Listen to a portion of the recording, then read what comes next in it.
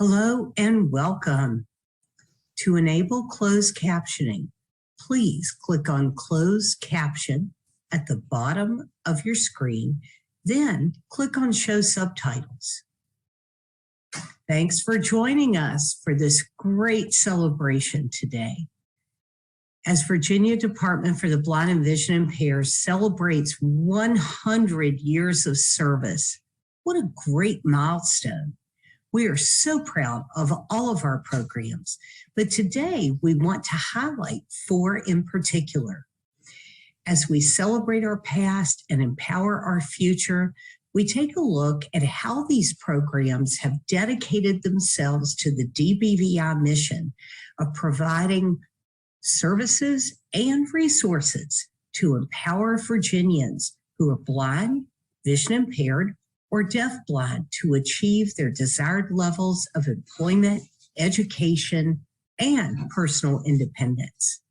Today, we'll be looking at low vision services, rehabilitation and independent living, orientation and mobility, and deafblind services. To get us kicked off, I'd like to introduce Dr. Rick Mitchell, our Deputy Commissioner of Services. Take it away, Dr. Mitchell. Thank you, Tish, for that introduction. And please allow me to take just a moment to welcome each of you here today as we continue our celebration at the Department for the Blind and Vision Impaired for our 100 years of service to the Commonwealth. We're today going to look at several of our programs that we offer to the citizens of the Commonwealth. We're going to look at the Rehabilitation Teaching and Independent Living Program, Low Vision Services, Orientation and Mobility, and Deafblind Services. It is through these services that individuals are able to gain the necessary skills of blindness that enable them to live independent lives. It has been my privilege now for almost 4 decades to watch citizens of the Commonwealth receive these services, and once they mastered the various skills, they were able to go and live their lives that they wanted to and achieve goals, whether it be in education, employment, or just personal independence. So without any further ado, I'll turn it over to our director of these programs, Judy Jackson. Hello, I'm so glad that you have tuned in to our instructional portion of our 100 years of service to individuals who are blind, visually impaired, or deafblind anniversary celebration. My name is Judy Jackson, and I have the pleasure of either directing or supervising 4 of the programs that you will hear about today. In our instructional area, we operate with 19 rehabilitation teachers, 10 orientation and mobility instructors, 2 deafblind specialists, and 3 low vision consultants. All of these individuals are stellar contributors to the instructional services that we provide here at DBVI. So to start off, we are going to learn about rehabilitation teaching, its innovations, and its history.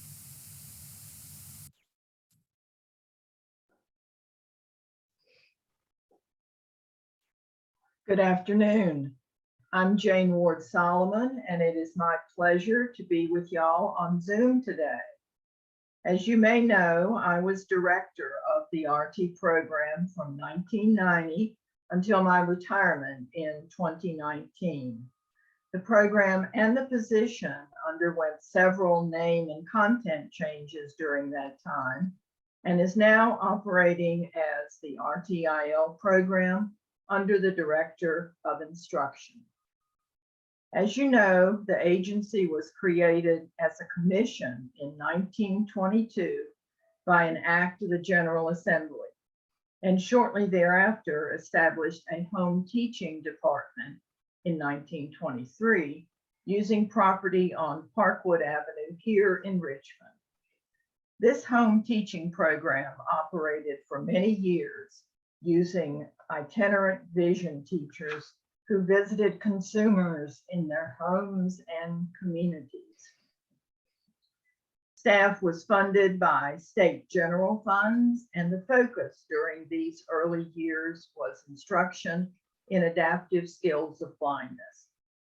Fast forward to 1980, when the headquarters building was completed, and 1982, when the agency, now the Department for the Visually Handicapped, adopted the regional manager and regional office system to directly supervise field staff in 6 areas across Virginia. We continue to serve consumers from those same regions today. The RT program made significant progress during the 90s when we received our first federal competitive grant in 1994, giving us almost $1 million in Title VII independent living funds from RSA over a 5-year period. This launched the Older Blind Grant Services Project. Around this time, independent living was added to the RT program, thus becoming RTIL. The 26 teachers served over 1,000 individuals every year of that first 5-year grant. Additionally, we began collecting outcome data for the feds as specified in the grant application, and Starbase was born. Until this computer-based application was completed, the teachers recorded pre- and post-services information by hand, and it was compiled by the data entry department at headquarters. This data is still collected and compiled today by the AWARE program. During the decade between the year 2000 and 2010, the 7OB federal funds, now population-based, increased each year, allowing a gradual expansion of services. Another significant development of this decade was the creation and launch of AWARE, the database currently used by DBVI to collect and report all program outcomes. The 2010 decade saw an upgrade of computer technology and JAWS access for all employees and field staff. We also took advantage of the iPhone and smartphone development that eventually included texting for all. Then COVID-19 changed everyone's life in late 2019 and early 2020, and we shut down. Yet the RTIL program persevered and found ways to continue to serve the blind, vision impaired, and deafblind consumers of Virginia. We learned new skills, think Zoom, FaceTime, TikTok, and carry on to this day. We are still traveling the many roads to independence while continuing to encounter challenging obstacles that necessitate creative solutions. Such is the history of rehabilitation and independent living for people with disabilities in Virginia. As an agency, I hope DBVI will persist in striving to ensure that equal opportunity, quality education, independent living, and full employment are available to all who want to achieve those goals and lifestyles. Thank you for your time. Bye-bye.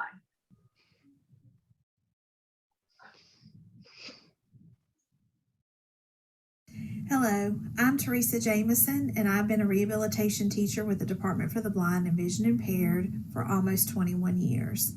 During those 21 years, serving as an itinerant rehabilitation teacher, I have learned that it requires a lot of creativity and out-of-the-box thinking.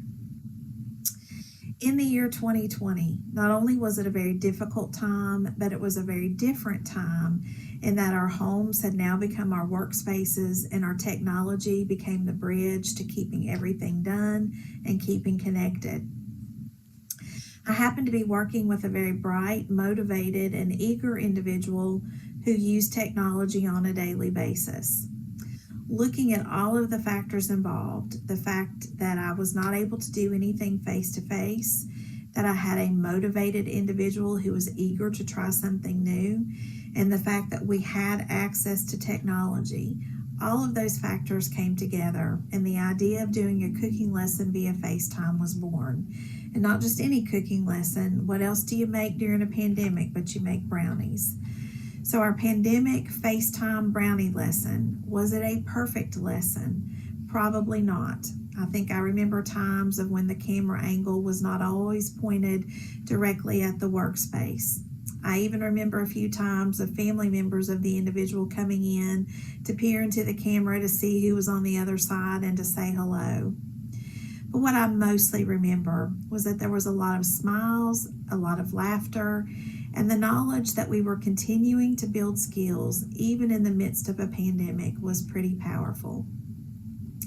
Would this have been a lesson I would have chosen to do via FaceTime prior to the pandemic? Probably not. Will this be something I might use in the future should the circumstances be right? Absolutely. Necessity is the mother of all invention. So whether it be doing a cooking lesson via FaceTime or coming up with another creative solution, I feel that the Department for the Blind and Vision Impaired rehab teachers are up to the task. Let us turn our attention now to the low vision services offered through the Virginia Department for the Blind and Vision Impaired. Hi, this is Mark Bragg. I'm a rehabilitation teacher out of the Norfolk office. Joined the agency in 1979. Around that time, Jane Melgard coordinated what was then the first low vision clinic at MCV, where she assisted Dr. Nooney. Soon thereafter, they created a system of centralized low vision clinics in all the regions, and that operated till around the spring of 1986. In the intervening years, Marge Owens became the program and policy director for low vision around 1983, and she contracted with 20 plus individual doctors across the state to do low vision exams out of their offices, decentralizing the system. There was a major effort at that same point to train all field staff in low vision and in instructing their clients how to use the different low vision aids that could be prescribed. The individual low vision examiners were also offered training in new devices coming into the field. In the early 80s, many manufacturers started producing video magnifiers. The early ones were fairly simple but effective. Now those devices have become much more sophisticated with a greater range of styles and capabilities. We find they're very helpful for our more profoundly visually impaired clients to enable them to read. Around that same time, independent doctors in the community started doing low vision exams, and these were not our low vision examiners, where their emphasis was on the digital magnifiers and hopefully selling them to their patients. We found over the years that many of the people these doctors see end up getting referred to the department in hopes that we can provide those digital magnifiers for them. The entire field continues to evolve, so it'll be interesting to see what new devices get developed in the coming years. Hello, my name is Catherine Basic and I am a low vision consultant with DBVI. I cover the Stanton and Fairfax offices. Together with my fellow consultants, we have a unique job within the agency.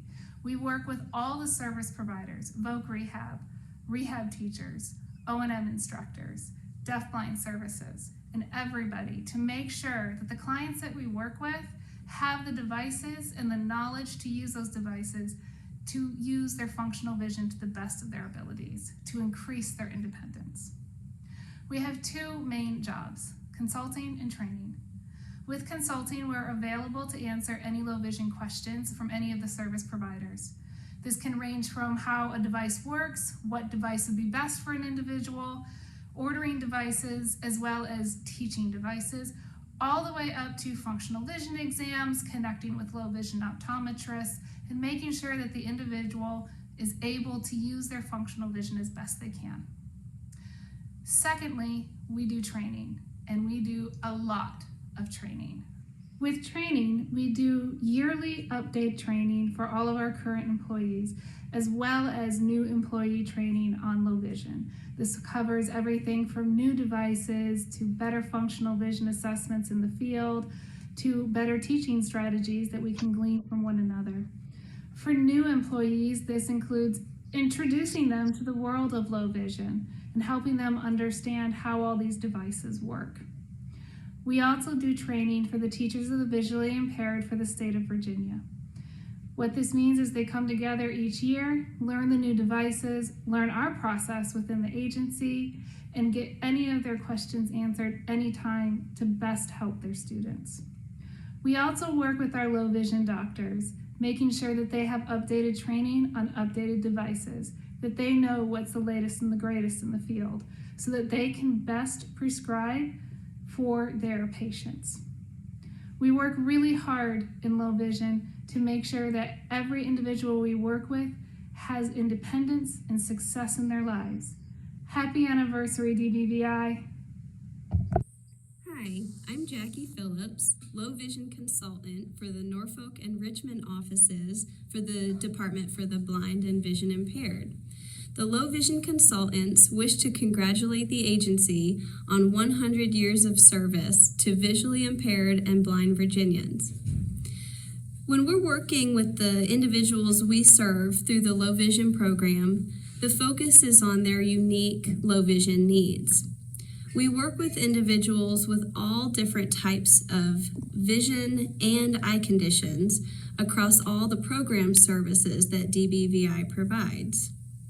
The goal is to maintain or increase their independence using both optical and non-optical aids in order to be as efficient as possible with the vision they have. Providing services in the individual's environment is crucial, challenging, and extremely rewarding. My name is Johanna Echeverria, and I also am one of the low vision consultants for DBVI. I cover the Roanoke and Bristol offices. Low vision services are provided to the individuals we serve through a functional assessment of their vision as well as a clinical assessment of their vision by one of our contracted low vision examiners. This low vision exam and functional vision assessment are critical in determining the appropriate devices for the individuals we serve. Training in the use of optical and non-optical aids and environmental modifications if needed in their home, at school, or at a job site is also provided. Examples of optical aids are conventional handheld magnifiers, digital magnifiers, and glasses. Examples of non-optical aids are task lighting, writing guides, glare protection, eccentric viewing techniques, which is a technique to help you learn how to use your vision in the most efficient manner, large print items, and ergonomics such as correct posture and types of seating. Part of this is also the use of assistive technology from low to high tech to assist in daily living. Examples of this are digital magnifying devices, optical character recognition, which converts text to speech, and accessibility features and apps for use on devices such as tablets, computers, or smartphones.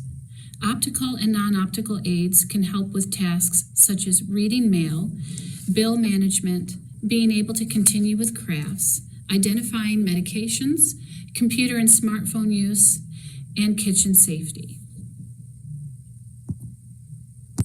We are proud to be part of DBVI's unique and comprehensive low vision services program.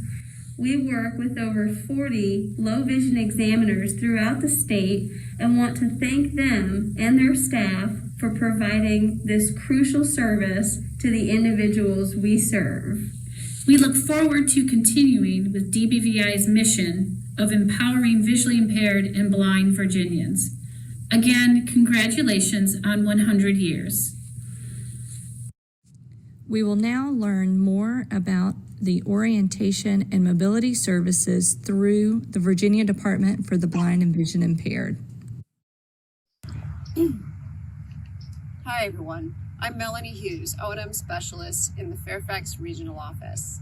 I'm in an important historical place in Northern Virginia, the Manassas Battlefield Park, to talk about the history of O&M at DBVI.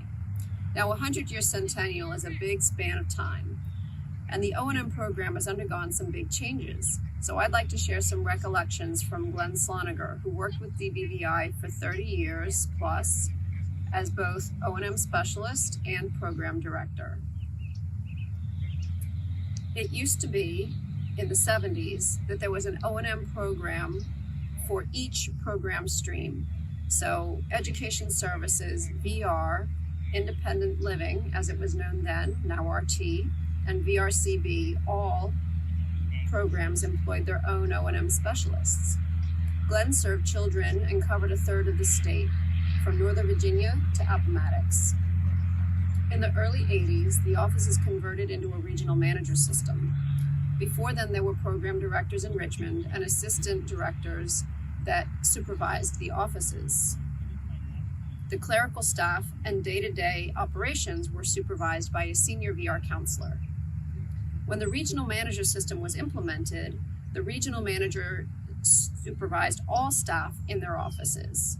Around that time, the O&M staff were all combined into one program and served all clients, regardless of age.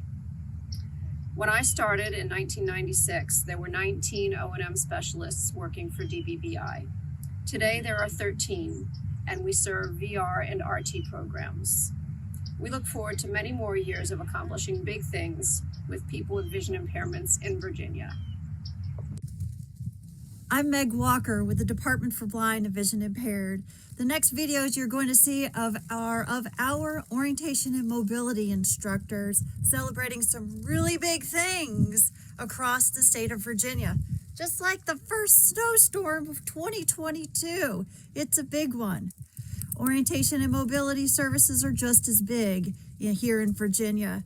We celebrate the past, the present, and look to the future of what we have to offer for Virginians with visual impairments, blindness, and deafblindness. DBVI has been around longer than O&M, since O&M was formed in 1940, and just as long as the white cane, since the white cane was invented after an accident occurred in 1921. Happy birthday, DBVI! Orientation and mobility services are big here in Roanoke, just like the Bill Belton Star. It's the world's largest freestanding illuminated man-made star, erected in 1949, almost 50 years after DBVI started providing services. As the certified orientation and mobility instructors, Charlie Boserman, Bruce Wright, Meg Walker, and Lisa Tays, we represent 72 combined years of services to citizens in the Roanoke region. And just like the star, we think that is Really big! Really big! Happy birthday, DBVI! Hi, my name is Karen Roan, and I'm an orientation and mobility specialist with the Richmond Regional Office. We are standing here at the Maggie L. Walker Memorial Park. Mrs. Walker was born in Richmond, Virginia in 1846. She was the first woman to own a bank in the United States. We are also surrounded by a lot of great shops and restaurants. This area on Broad Street provides a great opportunity to get orientation and also to practice some street crossings. Hi, I'm Ray. Happy 100th anniversary DBVI. Here's to 100 more.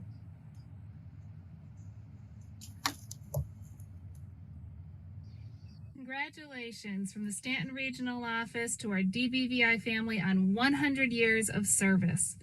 The staff at the Stanton office works hard every day, not just in teaching the individuals that we work in, but inspiring and encouraging them to reach their goals.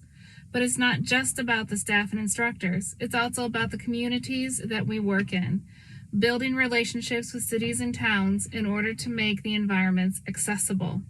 As an O&M instructor, being able to work with individuals who are blind, deafblind, and low vision, to be able to show them the independence that they can achieve, this is indeed a joy and a privilege for me.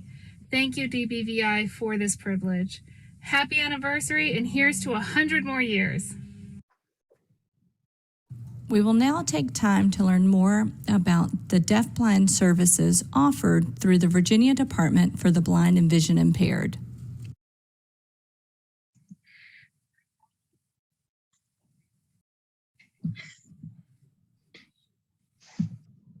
Hello, my name is Elizabeth Spires, and I'm the Program Director for Deafblind Services at DBVI. My coworker, Charity Reed Davis, and I work with deaf-blind people all over the state of Virginia. We work with people who are blind and vision impaired, experiencing hearing loss, and people who are deaf and hard of hearing, experiencing vision loss. We work with older adults who are experiencing both hearing and vision loss, and children who experience the same vision and hearing loss, perhaps when they were born or perhaps at a very young age. Charity and I do a lot of communication and independent living skills assessments. For example, I may go to an individual's home and notice that that individual has no hearing aids. So perhaps they can't afford to purchase hearing aids on their own, and we work with the DBVI staff to help that individual purchase hearing aids. Or we could provide financial assistance information to help that individual purchase their own hearing aids.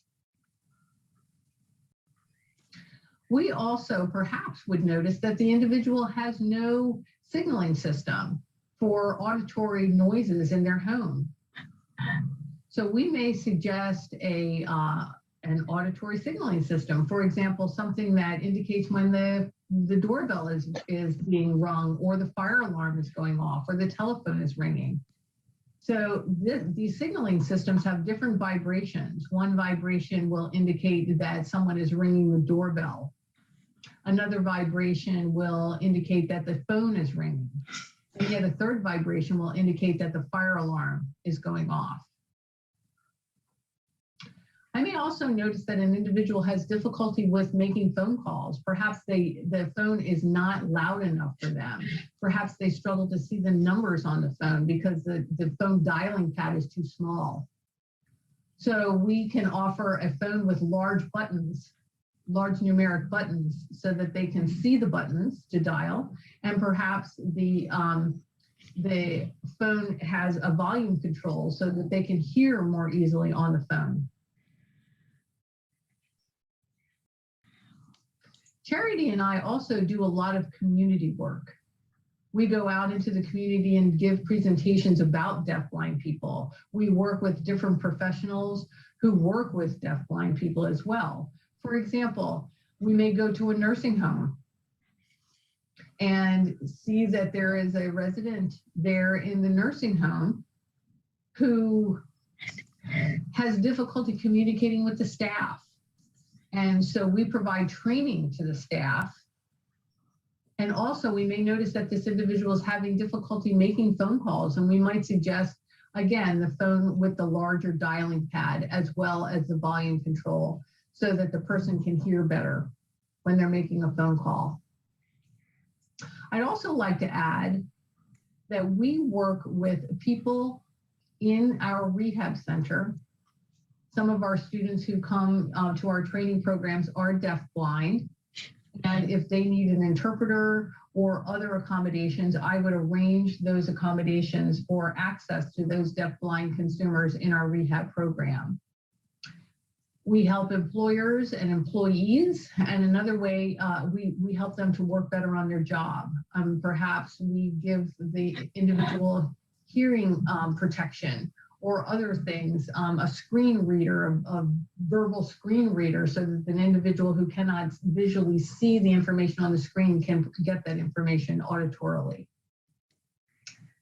I'd also like to tell you about a program that we work with, which is called I Can Connect.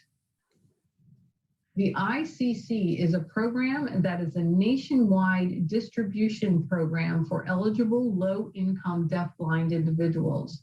ICC provides equipment such as iPhones and computers and iPads to help individuals communicate at a distance.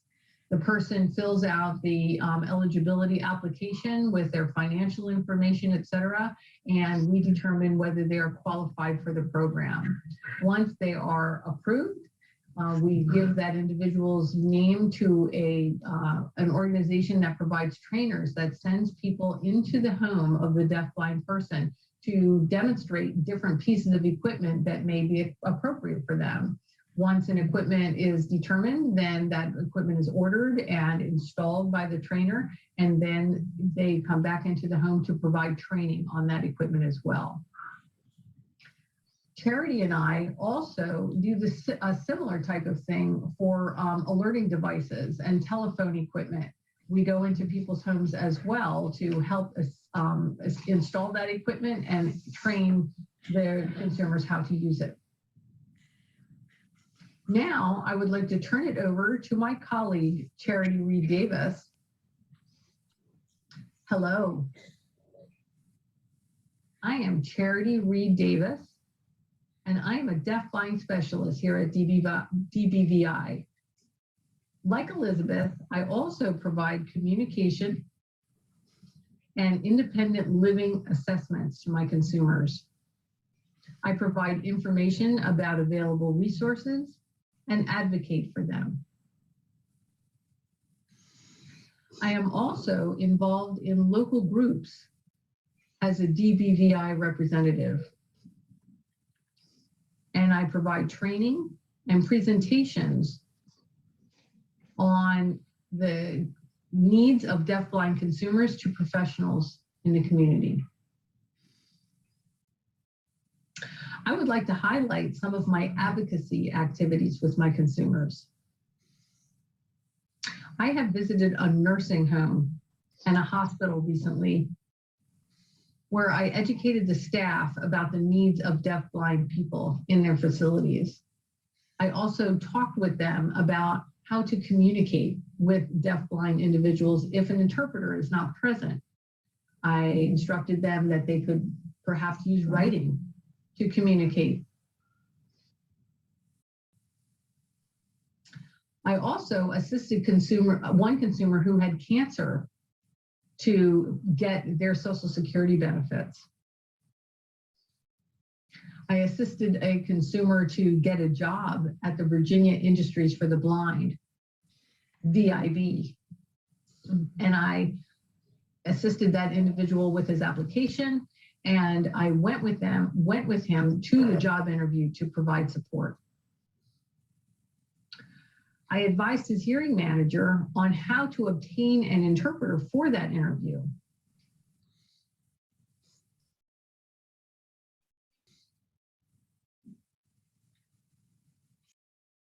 I also met with a client and her mother to just talk about how to improve the consumer and the mother's American Sign Language skills so that they would be able to communicate better with each other. And I work with them on how to get an ASL tutor to work at home with them. I recently worked with a deafblind consumer in a nursing home, and they did not have a live interpreter.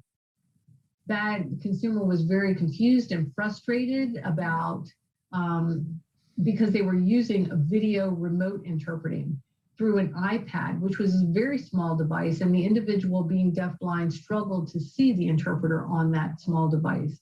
So I went there and I met with the staff at the facility, and I said, this deafblind person really needs to have a live interpreter to work with them. So I had brought an interpreter with me on my next visit so that they could see how a live interpreter provides clear communication. And it was very successful. So the staff gained an understanding of the need for a live interpreter to support their deafblind resident. So these are some examples of the advocacy that I have provided to my deafblind consumers to help them to become very successful.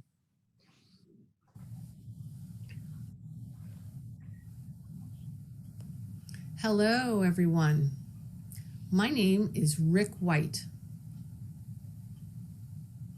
I am thrilled about the 100th anniversary of DBVI and the recognition of their long-term service provision to all of us. They work very hard. DBVI has provided me service which allowed me to have a successful life, and I want to explain how. DBVI looked for a job placement for me and found it at the Virginia Industry for the Blind, or VIB, in Charlottesville, Virginia, where I currently live and work. I was placed at VIB, and at the first I was a little bit overwhelmed, but I learned so much from my experience at VIB as well as my association with DBVI. I am so grateful for being placed at VIB and grateful for the opportunity to work for them. Everything has been fantastic, and I'm so appreciative of the DBVI staff who constantly encourage me to keep going strong. I wish 2022 be a blessing to all of you. Bye-bye. Finally, we will take the last few minutes to hear from partners with the Virginia Department for the Blind and Vision Impaired. Happy 100th anniversary, DBVI. Your partnership is so amazing to No Wrong Door, Virginia. We appreciate all the work you've done in teaching about accessibility, and I want to wish you 100 more years. Thank you. My name is Dennis Helms, and I'm president of the state chapter of AER, and AER would like to congratulate the Department for the Blind and Vision Impaired of Virginia for their 100 years of service to those people that are blind and vision impaired. Go DBVI.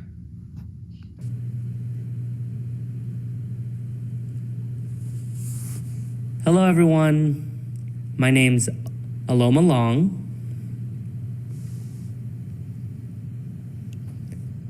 I wanted to say happy 100th anniversary to DBVI, Deaf Blind Services.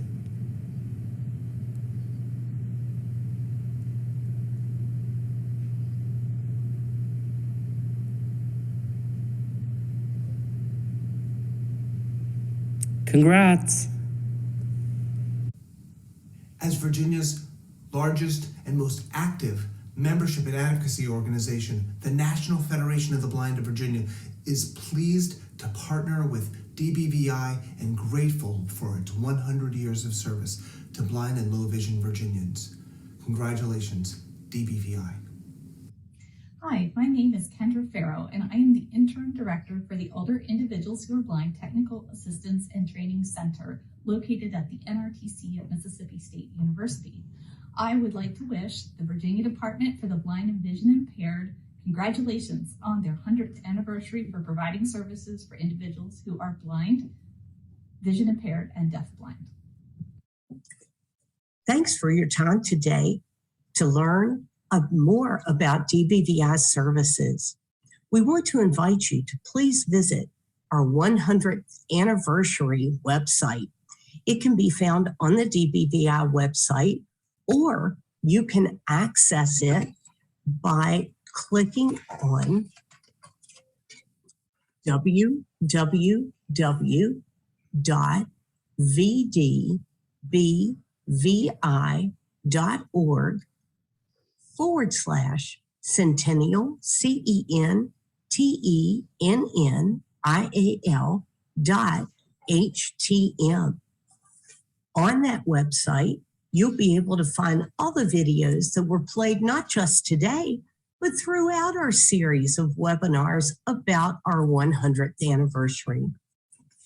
Again, thanks for being with us, and thanks for helping DBVI as we celebrate our past and we empower our future. We appreciate you so much. Thanks for your time. Have a great day.